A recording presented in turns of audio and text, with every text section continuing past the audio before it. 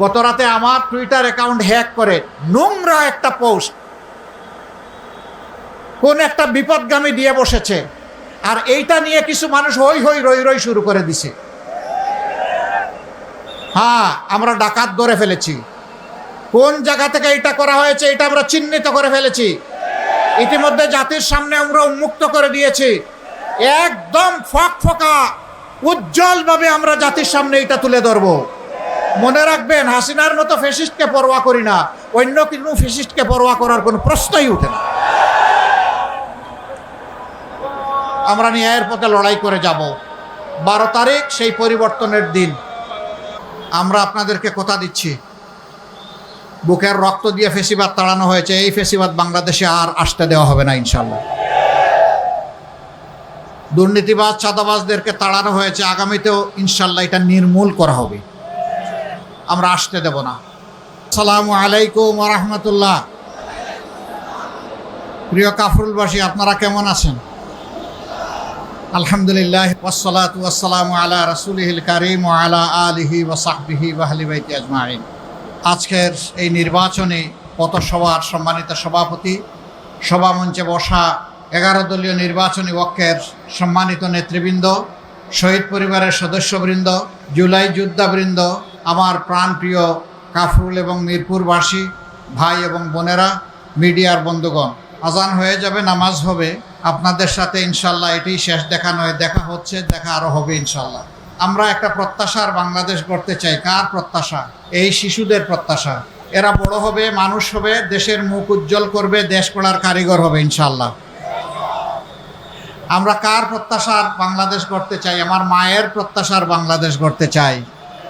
আমার যে মা চান, তিনি, তার সন্তান এবং তার নাতিপুতি সবাই এই বাংলাদেশে নিরাপত্তার সাথে বসবাস করবেন, সেই মায়ের প্রত্যাশার বাংলাদেশটা গড়তে চাই। আর কোনো মায়ের ইজ্জত নিয়ে কেউ টান দেওয়ার কোনো দুঃসাহস দেখাবে না, ওই বাংলাদেশটাই গড়তে চাই। আমার মায়েরা ঘরে, চলাচলে, কর্মস্থলে, শিক্ষা প্রতিষ্ঠানের সব জায়গায় পূর্ণ নিরাপত্তা এবং ইজ্জত নিয়ে থাকবেন, সেই বাংলাদেশ গড়তে চাই। ওই বাংলাদেশটা গড়তে চাই যেই বাংলাদেশে চাঁদাবাজরা আর কাউকে বিরক্ত করার দুঃসাহস দেখাবে না। ওই বাংলাদেশটা গড়তে চাই জায়গায় জায়গায় যারা ওই স্ট্যান্ড এই স্ট্যান্ড দখল করার মতো দুঃসাহস দেখাবে না। ওই বাংলাদেশটাই গড়তে চাই যেখানে দুর্নীতি সমস্ত সমাজকে সমুদ্রের তলে ডুবিয়ে দেবে না। জনগণের টাকা লুণ্ঠন করে বাংলাদেশ থেকে এই টাকা বিদেশের মাটিতে পাচার করে বেগমপাড়া আর সিঙ্গাপুর গড়ার আর স্বপ্ন কেউ দেখবে না, সেই বাংলাদেশ আমরা গড়তে চাই। যে টাকা চুরি করে, লুণ্ঠন করে জনগণের টাকা ব্যাংক খালি করে নিয়ে যাওয়া হয়েছে, আল্লাহ যদি আমাদেরকে সামর্থ্য দেন, ওদের পেটের ভিতরে হাত ঢুকাইয়া সেই টাকা বের করে আনবো ইনশাআল্লাহ। এটি জনগণের টাকা। এই জনগণের টাকা রাষ্ট্রীয় ট্রেজারিতে যোগ হবে এবং সেখানে এই টাকা দিয়ে জনগণের কল্যাণ এবং উন্নয়ন। মন্ত্রী প্রেসিডেন্ট হলে তার বাড়িতে উন্নয়ন হবে, তার গাড়ির উন্নয়ন হবে না, এদেশের মানুষ ইনসাফের ভিত্তিতে উন্নয়ন পাবে ইনশাআল্লাহ। একজন একটু আজানের জবাব দেবেন। সম্মানিত বন্ধুগণ, আমরা ওই বাংলাদেশটা চাচ্ছি যেই বাংলাদেশে গত 24 জুলাইয়ে বুক পেতে যুদ্ধ করা মা বোনেরা, আমাদের সন্তানেরা যেই বাংলাদেশটা কল্পনা করেছিল, স্বপ্ন দেখেছিল, ওই বাংলাদেশ গড়তে চাই। সেদিন কোনো যুব সমাজ, আমার ছেলেমেয়েরা মিছিল করে কারো কাছে গিয়ে বলে নাই আমাদেরকে বেকার ভাতা দাও, এইটা বলে নাই। বলেছে আমরা আমাদের হাত দিয়ে কাজ করতে চাই, আমার কাজটা আমাকে করতে দাও, আমার কাজের অধিকার আমাকে দাও, আমার চাকরির অধিকার আমাকে দাও।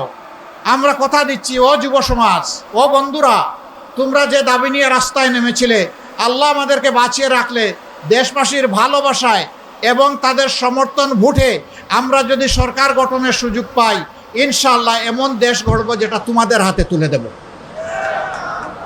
তোমরা তৈরি হও।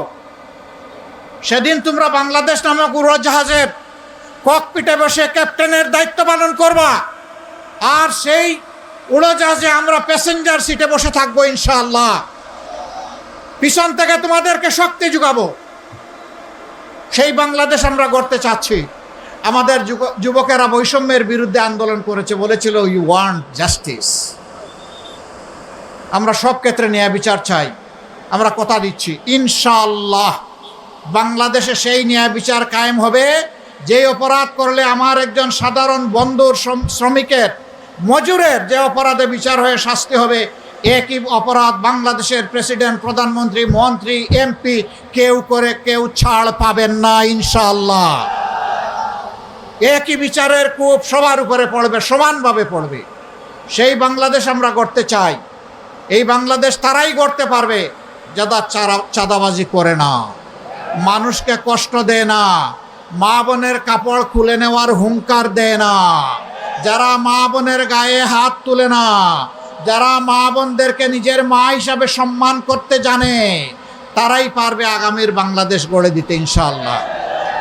আমরা 11টি দল আমরা ঘোষণা দিয়েছি, চাঁদা আমরা নিব না, চাঁদা আমরা কাউকে নিতেও দেব না। আমরা ঘোষণা দিয়েছি দুর্নীতি আমরা করব না, নিজের বগলের নিচে কোনো দুর্নীতিবাজকে আমরা প্রশ্রয় দেব না। আমরা ঘোষণা দিয়েছি ন্যায় বিচার সর্বত্র কায়েম হবে, এই ন্যায় বিচারে হস্তক্ষেপ করার দুঃসাহস কেউ দেখাতে পারবে না।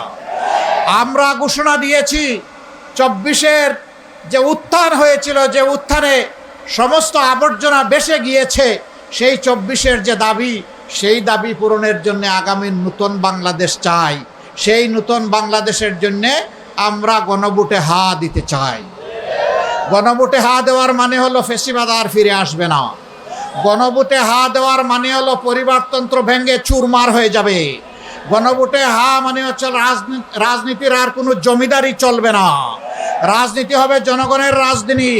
আল্লাহকে সাক্ষী রেখে, আপনাদের এই হাজার জনতাকে সাক্ষী রেখে ঘোষণা করছি, আমরা জামাতে ইসলামীর বিজয় চাই না, আমরা বাংলাদেশের 18 কোটি মানুষের বিজয় চাই।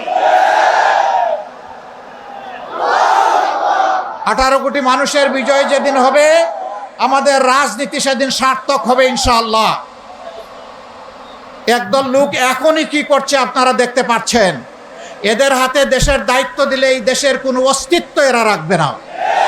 এরা খাবলে, খামছে, কামড়ে আমার 56,000 বর্গ মাইলার 18 কোটি মানুষকে শেষ করে দিবে এরা। এদের হাতে দেশের দায়িত্ব দেওয়া যায় না, এটা নিরাপদ নয়। একদল লোক তারা ফ্যামিলি কার্ড দিবেন বলেছেন, আবার এক হাতে ফ্যামিলি কার্ড, আরেক হাতে আমার মায়ের গায়ে হাত। এই দুইটা আমরা দেখতে চাই না। মনে রাখবেন 24-এর আন্দোলনে কার কি অবদান জানি না, কিন্তু এদেশের মায়েদের অবদান ছিল। জুলাই 15 তারিখ ঢাকা বিশ্ববিদ্যালয়ে আমাদের কলিজার টুকরা ছাত্রীদের গায়ে যখন মুগর বাহিনী হাত দিয়েছিল, সেদিনই বাংলাদেশ জ্বলে উঠেছিল। রোকেয়া হল, শামসুন্নাহার হল থেকে প্রতিরোধ গড়ে তোলা হয়েছিল। আগস্টের 4 তারিখ উত্তরার রাস্তায়, রাজপথে আমার মা 10 মাসের বাচ্চা কুলে নিয়ে রাস্তায় নেমে এসেছিলেন। সাংবাদিক বন্ধুরা প্রশ্ন করেছে, আপনি এই সাংঘাতিক কাজ করতে গেলেন কেন? তিনি বললেন, কি করেছি সাংঘাতিক কাজ? যে এই অবুঝ শিশু কুলে নিয়ে, বুকে নিয়ে মুহুর্মুহু গুলি, আর একটার পর একটা লাশ পড়ছে, আপনি এখানে আসলেন কেন? এই ভদ্র মহিলা বলেছিলেন, সো হোয়াট, কি হয়েছে? সন্তান কি আমার একটা? আজকে সারা বাংলাদেশের রাজপথে কোটি কোটি যুবক যুবতী, তরুণ তরুণী যারা নেমেছে, শিশুরা যারা নেমেছে, এই সবগুলো আমার সন্তান। আমি সেই সন্তানদেরকে সাহস যোগাতে এসেছি যে তোমরা বীর মায়ের সন্তান, সামনে এগিয়ে যাও, হয় শাহাদত না হয় ফেসিবাদের পতন, মাঝখানে কিছু নাই। এই মাদেরকে ভুলে গেছেন? এই মাদেরকে ভুললে চলবে না। আমরা আমাদের জীবনের চাইতে মাদের ইজ্জতের মূল্য বেশি বুঝি। যারা এই কাজ করেন তাদেরকে বিনয়ের সাথে কোর্ট জুড়ে অনুরোধ করবো, এই অপকর্ম থেকে সরে আসেন। মাদেরকে সম্মান দিন। যদি আপনার মাকে আপনি সম্মান দিতে পারেন, বাংলাদেশের 9 কোটি মাকে আপনি সম্মান দিতে পারবেন। আর যারা নিজের মাকে সম্মান দিতে পারে না, তারা দুর্ভাগা, তারা অন্য কোনো নারীকে সম্মান করতে পারবে না। আমরা সাবধান করে দিচ্ছি, সব সহ্য করব, মায়ের ইজ্জতে টান দিবেন, এটা বরদাস্ত করব না। এখানে কোনো ছাড় নাই। আমি এই কথাগুলা কয়েকদিন ধরে এই অপকর্মের প্রতিবাদ করছি। গতরাতে আমার টুইটার অ্যাকাউন্ট হ্যাক করে নোংরা একটা পোস্ট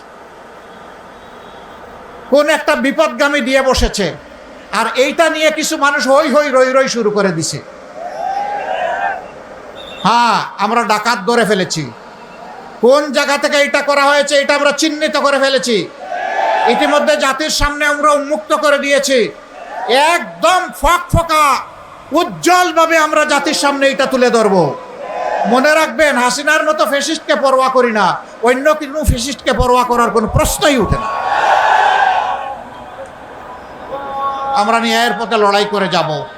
12 তারিখ সেই পরিবর্তনের দিন। 4টা মিনিট আপনারা অপেক্ষা করেন, আজানটা শেষ হোক, আমার বাকি 3টা কথা বলে শেষ করব। আমি সময় লাগবে 4 মিনিট ইনশাল্লাহ। প্রিয় এলাকাবাসী, আজান হয়ে গেছে, আমরা ইনশাল্লাহ নামাজে যাব। আমরা আপনাদেরকে কথা দিচ্ছি, বুকের রক্ত দিয়ে ফেসিবাদ তাড়ানো হয়েছে, এই ফেসিবাদ বাংলাদেশে আর আসতে দেওয়া হবে না ইনশাল্লাহ। দুর্নীতিবাজ চাঁদাবাজদেরকে তাড়ানো হয়েছে, আগামীতেও ইনশাল্লাহ এটা নির্মূল করা হবে। আমরা আসতে দেব না। এই জন্য আগামী 12 তারিখ যারা বাংলাদেশ, নতুন বাংলাদেশ দেখতে চান, অতীতের পচা যে রাজনীতি ফেসিবাদের আজাদি না মানে গুলামি, আজাদি না গুলামি, আজাদি না গুলামি। দ্বিতীয় ভোট, ওই পচা ব্যবস্থার পক্ষে এখনো যারা সন্ত্রাস করে, চাঁদাবাজি করে, ওদের হাতে আর দেশ যাবে না ইনশাল্লাহ। সারা বাংলাদেশে এখন জোয়ার শুরু হয়েছে। সেই দুয়ারে একদল লোকবিত সন্ত্রস্ত হয়ে এখন কি করবে এটা খুঁজে পাচ্ছে না।